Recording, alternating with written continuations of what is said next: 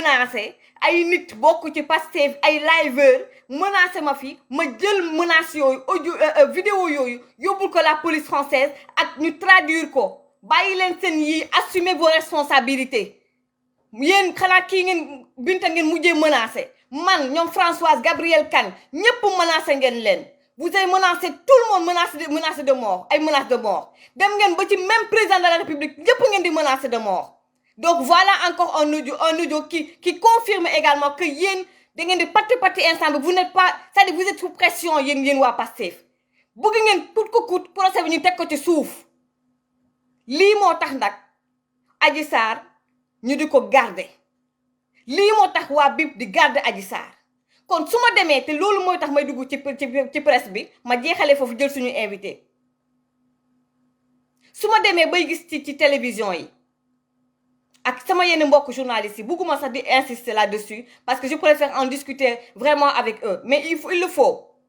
parce que am na interview yu Gabrielle Kane ak yu Françoise Hélène Gaye vraiment j'étais pas découragée par rapport ak la presse j'étais vraiment déçue en fait parce que am na yoo xamante ne booy invité nit muy Françoise wala muy Gabrielle ci un sujet boo maîtriser wu sujet bi man comprendre naa ne ñun ñi nekk ci mbir mi depuis 1 an di ko suivre bokkul ak ñi nga xamante ne da ngeen am ay invités yu bari vous êtes dans vous traitez beaucoup de sujets mais bu ngeen am invité mais ngir yàlla il faut faire des recherches même ci Google ngeen xool ce qu'on a écrit sur telle chose il faut travailler le sujet ngeen liggéey ci sujet bi mais suñu demee ba ay journalistes ou des gens qui travaillent à la télé nga taxaw naan lu tax Adji Sarr mu am ay BIP yu koy garder sama gars yi ñu ci bëri vous êtes des jeunes mais dañoo am yaakaar ci yéen ñu ci bëri yàlla xam na ne vous le faites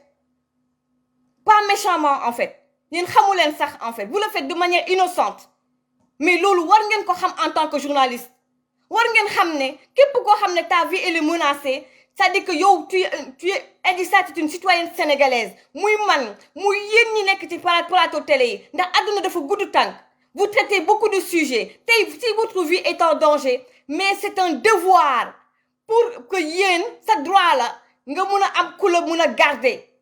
nga mun a def la demande au ministère de l'Intérieur ñu mun la garder c'est pas un privilège yéen da ngeen war a xam loolu yéen ñi di liggéey ci télé ak site internet yi c'est pas un privilège c'est un droit pour tout citoyen sénégalais et partout dans le monde ça loolu dafay am. Il y a des choses, des questions tellement terre à terre que j'ai vu, des gens que j'apprécie, mais j'étais sidérée et déçue. Il faut aider ce peuple-là, s'il vous plaît, la presse. S'il vous plaît. Ñu continuer ci presse bi. Yow El Hadj Ndiaye, je sais que ne xamuloo ko. Say doom aussi yëguñu ko. Responsable politique bu Pastef, bu ñëpp xam. yàgg di lambari ci plateau télé yi. Pourtant waa APR ak ci tim bi gars yi di live et tout ñu bëri xam nañ ko mais dañ leen suturaal parce que meluñ ni yéen parce que xale bu jigéen bi dafa téye boppam pas téye boppam mais dafa niru ku calme ku sedd gars yi kooku la ñu rus moo tax kenn waxul responsable politique bu Pastef boobu di doxaan ngeen baal ma ci wax mais dox ànd la di doxaan journaliste boobu ca 2STV yi ba ëmbal ko journaliste boobu nag dañ ma ne ku yaru la mais yàlla moo ma tiim ci ramadan lañ ne ba ma ko xamee mooy jamono yu Mansour Faye ak audio bi mu ne am na ko ci Ousmane Sonko laa ko découvrir extrait bi doon partagé ci réseaux sociaux yi dama ko seetaan ma seetaan na ko encore ak beneen invité Me El Hadji Diouf c'est ne kii am na ay accointance ak waa Pastef billaahi wal kitaabi billaahi waat mbuguma sax waat mais je vous assure parce que ñun yàgg joow lañ kenn mënuñoo nax ci milieu bi ci milieu audiovisuel télévision j'ai tout de suite compris en fait eh bien quand on m'a dit que y a un responsable de Pastef boo xam ne ëmbal na benn journaliste bu 2STV dama ne est-ce que du diw ñu yónnee ma photo ne ma diw la responsable ma ne la est-ce que du diw ñu ne ma diw la ma ne ko kii moo kaccapanwee noonu responsable bi sama mbokk journaliste yi d'abord El Hadj Ndiaye gis nañ benn 31 décembre da nga jël ses responsabilités ñëw ci plateau bi pour réguler affaire yi ndax télé bi sa télé la kenn du la yàqal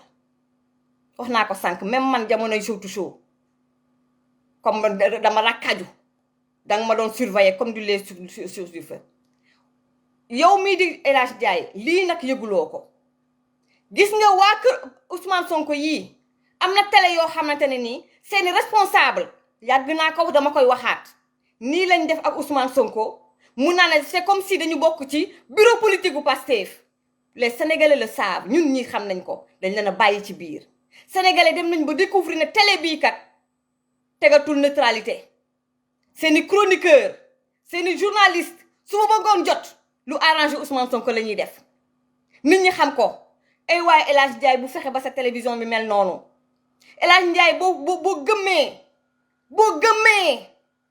sa télévision yi comme télévision yooyu lay mel di nga dem ba Pastef jeex takk ci sa biir télé bi di nga dem ba booy dem ba pour wax ne objectivité yóbbu la ci mbedd mi dina leen jaral yow say journaliste di nga dem toog ba ñi ngay liggéeyal ñooy dem di la jaay ci presse bi parce que yaa ngay bañ la xew ci yeneen télé yi xew ca télé ci sa télé bi fekk c'est trop tard. Gis nga leader politique yii ak yenn responsable politique yi dañuy farantu ak yenn journalistes yi pour mun a am accès bu fekkee ne télé bi dañ leen ko tëjal mun a am accès ci biir télé bi sama mbokku jigéen journalistes yi bu la neexee nga nobante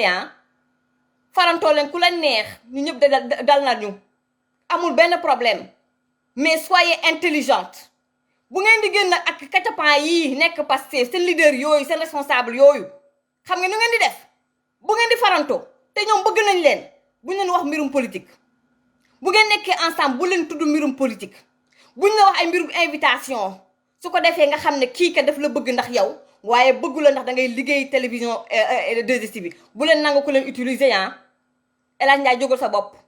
waa Pastef engagé nañ la dugg nañ la ni siburu nag dugg nañ la ni siburu te yógoo ci dara El Hadj Ndiaye jógal sa bopp ñu ñëw ci Bougane Gueye Dany maa la woolu ci sama live Bougane maa bëgg nga ñëw ci live bi ñu def live de feu Bougane gars yi est-ce que xam ngeen ne Bougane Gueye Dany lu ko dugal ci biir mi wax ji parce que ñoom Ndeye Khady Ndiaye ak waa kër Ousou Bébé jamono ji képp koo xamante ne gis nañ ne war nga mun a yàqal Sonko wala koo xamante ne am nga problème ak Sonko wala Sonko am na problème moom ak yow dañ lay boole ci ñuux la ci biir problème bi loolu mooy problème mu Bougane Gueye Dany gars yi dañu jàpp ne comme Sonko dafa jël projet Pastef bi xoot ko ca ndoxu jacuzzi ba moom Sonko xam na ne su moytuwul il est fini côté politique Bougane ñoo bokk génération jeune la ni moom Bougane nit ñi engagé nañ ko Bougane am na bës donc xam na ne tey jii moom bu fakkastaloo bu daanoo rek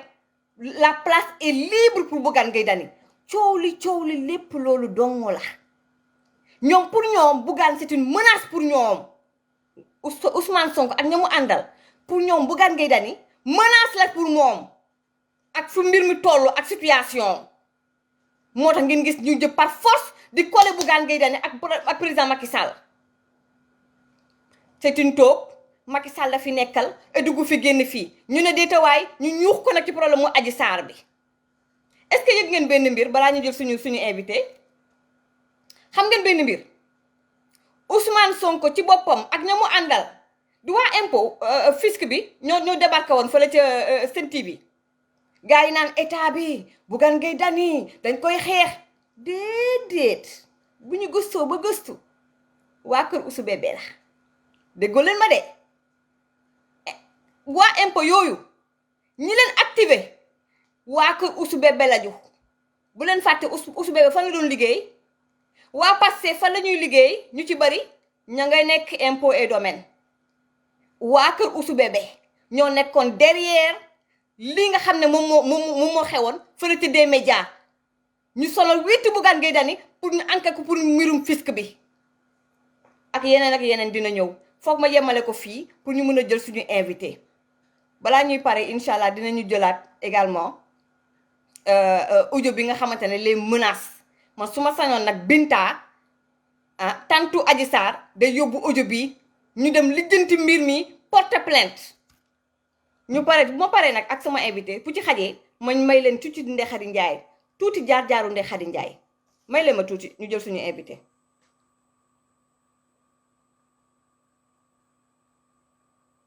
may leen ma jël Moustapha Diakhaté.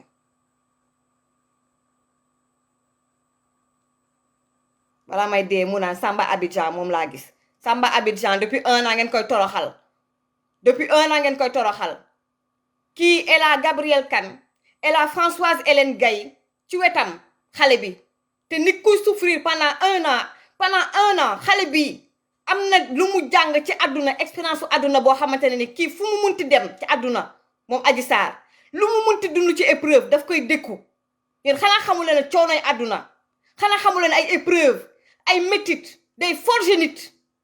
yéen waa kër Ousou Bébé yéen waa kër Yaamati tax ñoom Ousmane Sonko xanaa xamu leen li nga ñuy saaga li nga ñu jéem a humilier ngeen jàpp Gabrielle Kane barki de moo njaay diggu ci vie privée parce que xam ngeen ne mënu leen ko noppiloo genre intimidation ak humiliation yooyu ngeen di def dafay doppe nit ki day mel ni dañoo jël fukki gaynde roof la ko te François Hélène Gaye xam na li may wax kii di Gabrielle Kane xam na li may wax Adji Sarr xam na li may wax man mii y a rien qui m'intéresse dans ce combat dama ne du ma noppi ndax da ngeen bëgg ma noppi loolu moo ma fi téye te ñu ma jege ñëpp xam nañ loolu soxlawuma lenn pour xamal leen ne man ak yéen ba mbir mi jeex man ak yéen ba mbir mi jeex sama bakkan laa ci teg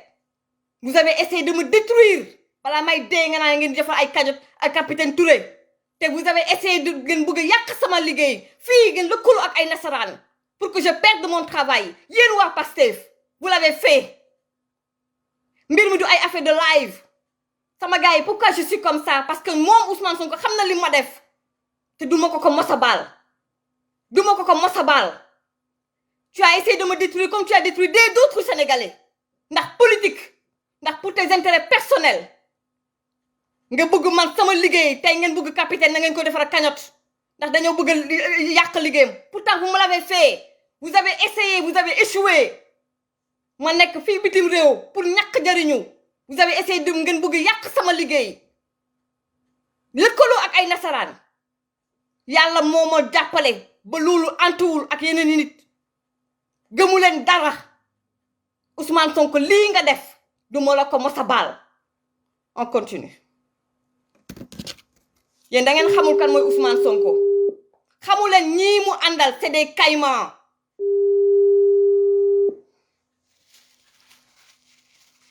ci zahir ak ci baatin nag dañ lay xeex ci zahir ak ci baatin vous êtes mauvais Ousmane Sonko ak ñi mu àndal vous êtes mauvais Moustapha Diakhaté maa ngi lay ziar. maa ngi lay delloo ziar. ma bàyyi la ak mbokk yi jàmm. maa ngi ci jàmm bu baax a baax ma bàyyi la ak mbokk yi nga nuyoog ñoom. waaw mbokk yi maa ngi leen di ziar bu baax a baax di leen nuyu di nuyu soxna Mati di leen baal wax di leen baal ak ci koor gi di ñaan yàlla subhanahu wa taala yàlla nanu baal te nangu suñuy koor di ñaan yàlla kàddu yi ma fiy nekk yëkkati nag nekk kàddu yoo xam ne day nekk dëgg te am njëriñ. macha allah waaw donc Moustapha Diakhaté gis nañ ni li nga xam ne moom mooy actualité bi moom mooy capitaine Touré ginnaaw audition bi wax naa ci live bi et tout mbirum Adji Sarr yow da nga jël ses responsabilités pour wax ci dossier bi ndax du moment que ni yaayu 14 mois defe naa kenn waratul noppi donc ci dossier bi ñu gis ne ba capitaine Touré doon bëgg a def buzz di promouvoir le fait que recruter